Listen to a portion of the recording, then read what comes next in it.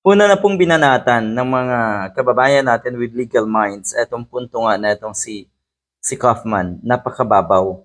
Tila daw ba ito ay script na galing sa mga DDS trolls. So ibig ba sabihin na to, talagang DDS na, DDS troll na rin etong si Kaufman? How low?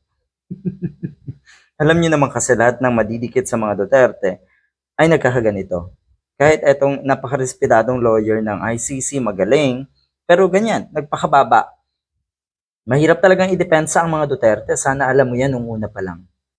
Naalala ko yung madalas na linyahan na itong mga Duterte supporters na madalas ay banatan nga nila ang mainstream media.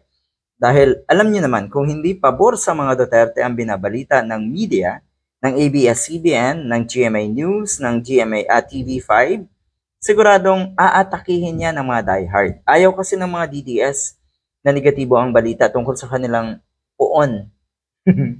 Ang mas saklap kasi dyan, napakahirap namang maghanap ng positibong balita na may kaugnayan sa mga Duterte. Wala.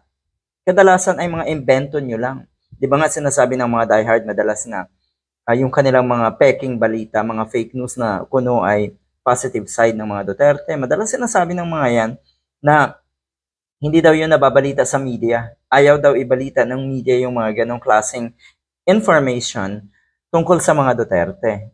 Positibo daw kasi. Peke kasi. Yun yung katotohanan dyan. Balikan natin si Kaufman. Ang lala, no? Pati media ay binabanatan ngayon ni Kaufman. Obvious ba na binabanatan niya ang Pangulo, si PBBM? So ngayon, pati media. Ang Philippine media ngayon ang pinupunan niya dahil daw sa selective coverage ng media dito sa atin. Selective? Selective pag ang balita ay yung mga kawalang hiyaan ng mga Duterte. Ang lala. O ayan, walang duda. DDS etong si Kaufman.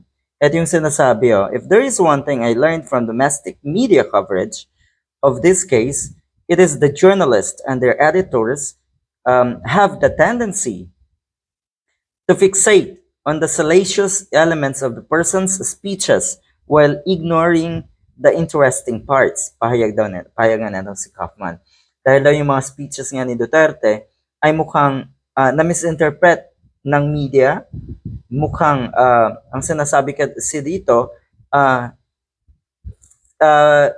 iniba ng media yung pagkakaintindi ng mga speech nga ni Duterte. Ayan, sinisisi niyo pa ang media? Ano naman tingin niyo sa mga media dito sa ating bansa, sa Pilipinas?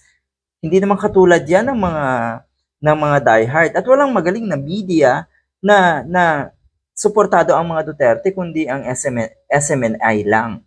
O kung totoo yung mga gusto niyo makita ng taong bayan tungkol sa mga Duterte, yung mga positive sides nila, dapat ginamit nila ng todo-todo ang SMNI at naglahad ng kasinungalingan. Wala walang panlaban kasi mas malala yung mga kawalang hiyaan ng mga Duterte na totoong binabalita ng mga mainstream media dito sa atin, dito sa Pinas. Ang lala ni Kaufman, naging DDS trolls na rin.